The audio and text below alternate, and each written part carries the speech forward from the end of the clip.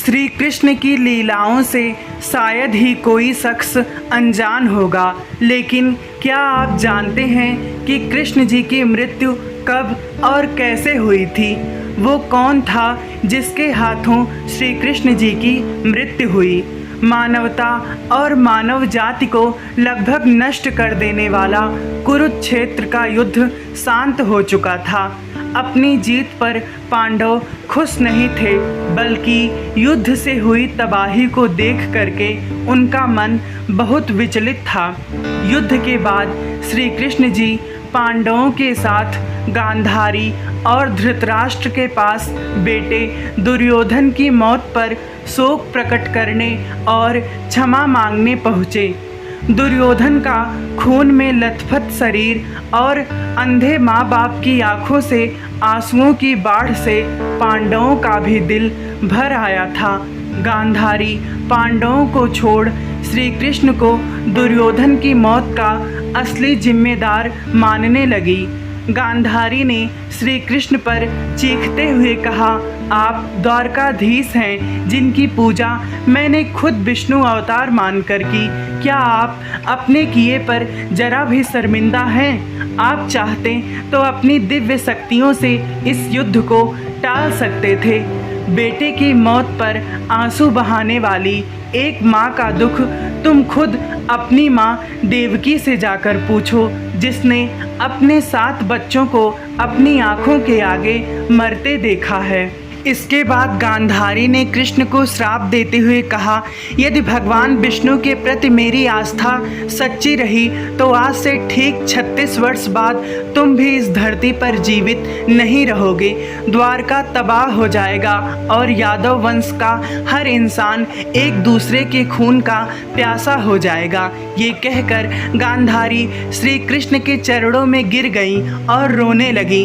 कृष्ण जी ने चेहरे पर हल्की सी मुस्कान लिए गांधारी को उठाया और कहा, माते, आपके श्राप का असर एक दिन जरूर होगा, लेकिन ये सिर्फ मेरे प्रति आपकी सच्ची श्रद्धा की वजह से नहीं, बल्कि बदलते समय की वजह से भी होगा।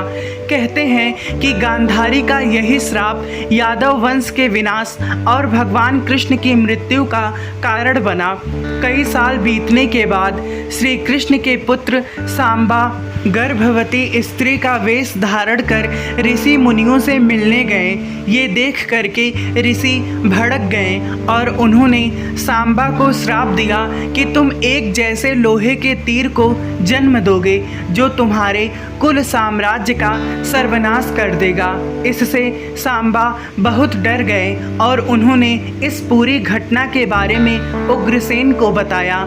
सांबा को इस श्राप से बचाने के लिए उग्रसेन ने कहा कि वो एक तीर का चूर्ण बनाकर उस प्रभास नदी में प्रवाहित कर दें। ऐसा करने से वो श्राप मुक्त हो जाएगा। जिस इलाके में इस चूर्ण को जमा किया गया था वहाँ एक खास प्रकार की घास उगाई। ये देख करके उग्रसेन ने कहा कि यादव राज्य में किसी भी प्रकार के नशीले पदार्थों का उत्पादन और वितरण नहीं किया जाएगा।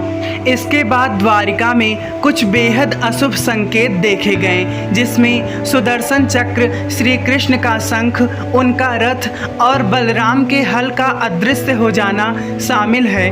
द्वारिका में अपराध और पाप बढ़ने लगे थे। ये देख श्री कृष्ण जी परेशान हुए और उन्होंने अपनी प्रजा से प्रभास नदी के तट पर जाकर पापों का प्रायश्चित करने का आग्रह किया। द्वारिकावासी वहां जाकर मदिरा के नशे में चूर एक दूसरे से लड़ने लगे। गांधारी के श्राप के अनुसार यादव वंश के सभी लोग आपस में लड़कर मर गए। इस घटना के कुछ समय बाद श्री कृष्ण एक पेड़ के नीचे योग समाधि ले रहे थे। इसी दौरान जरा नाम का एक शिकारी वहां हिरण की तलाश में आ गया। जरा ने कृष्ण जी के हिलते हुए पैरों को हिरण समझा और तीर चला दिया। इसके बाद शिकारी श्री कृष्ण जी के पास पहुंचा और अपनी गलती के लिए उनसे क्षमा मांगने लगा। तब श्री कृष्ण ने उसे सांत्वना दी और बताया कि कैसे उनकी मृत्यु निश्चित थी। श्री कृष्ण जी ने कहा, त्रेता युग में लोग मुझे राम के नाम से जानते थे। राम ने सुग्रीव के बड़े भाई बाली का छिपकर वध किया था। अपने पिछले जन्म की सज़ा उन्हें इस जन्म में मिली है। वास्तव में जरा ही पिछले जन्म में बाली था।